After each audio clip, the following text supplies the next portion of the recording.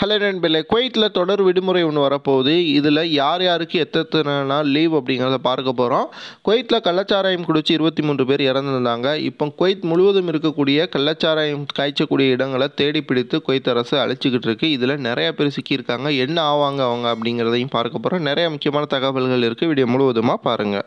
முதல் செய்தி, குவைத்தினுடைய வெப்பமான காலநிலை மாறப்போகுது. சுஹைல் நட்சத்திரம் அப்படிங்கிறது அரேபிய தீபகற்பத்தில் வருடம் ஆகஸ்ட் 24ஆம் தேதி பார்க்கப்படும். அந்த நட்சத்திரம் செப்டம்பர் 5ஆம் தேதி குவைத்திலிருந்து பார்க்கும்பொழுது தெரியும்.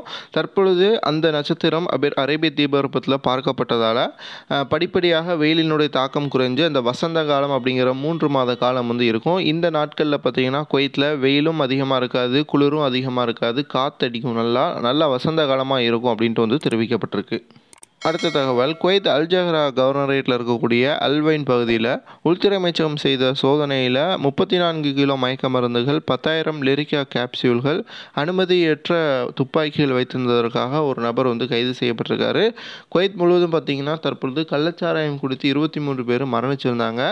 இந்த மரணத்திற்கு பிறகு பல்வேறு இடங்களில் எங்கெங்கெல்லாம் இந்த சாராயம் காய்ச்சுறாங்க, இல்லீகலான ஆக்டிவிட்டீஸ் நடக்குது அப்படிங்கிறத தேடி குவைத் கவர்மெண்ட் பிடிச்சிக்கிட்டு இருக்காங்க. எங்கேயுமே வெளியே போகும்பொழுது சிவில் ஐடியை கண்டிப்பாக வெளிநாட்டவர்கள் வச்சுருங்க. உங்களுடைய ப்ரூஃப் இல்லாமல் வெளியே போகாதீங்க. ஏன்னா சோதனை நடத்தும் பொழுது கோஆப்ரேட் பண்ண வேண்டியது குவைத்தில் இருக்கக்கூடிய ஒவ்வொருவர் மீது கடமையாக இருக்குது. அதே போல் இந்த மாதிரியான தவறுகளில் ஈடுபடுறவங்க மத்திய சிறையில் அடைக்கப்படுறாங்க. எந்த நாட்டுக்காரங்களோ அவர்கள் செய்த குற்றத்திற்கு ஏற்ப தண்டனை வழங்கப்பட்டு சொந்த நாட்டிற்கு அனுப்பி வைக்கப்பட்டுக்கிட்டு இருக்காங்க. மிகப்பெரிய தண்டனையாக இருந்துச்சுன்னா மரண தண்டனை கூட குவைத்தில் நிறைவேற்றப்படும். அடுத்த செய்தி, குவைத்தில் ஒரு தொடர் விடுமுறை வரப்போகுது. செப்டம்பர் 4ஆம் தேதி குவைத்தில் பொது விடுமுறை அப்படின்ட்டு அறிவிச்சிருக்காங்க.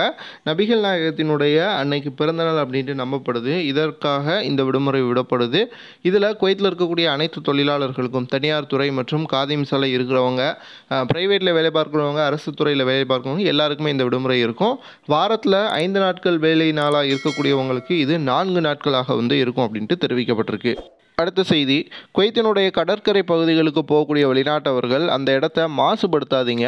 ஏன்னா குவைத் கவர்மெண்ட் அதாவது கடல் பகுதியில் கடல் சார்ந்த இடங்களை மாசுபடுத்தக்கூடியவர்களுக்கு 6 மாத சிறை தண்டனையும் 2 லட்சம் குவைத் தினார் வரைக்கும் அவர்கள் செய்யக்கூடிய தவறுக்கு ஏற்ப அபராதமும் விதிச்சுக்கிட்டு இருக்காங்க.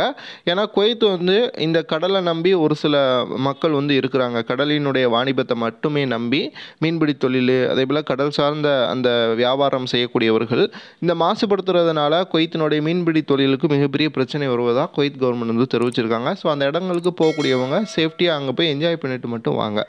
வீடியோ பார்க்குறவங்க சேனலை சப்ஸ்கிரைப் பண்ணுங்கள். மறக்காமல் இந்த வீடியோவை உங்களுடைய நண்பர்களுக்கு லைக்கும் பண்ணிக்கோங்க.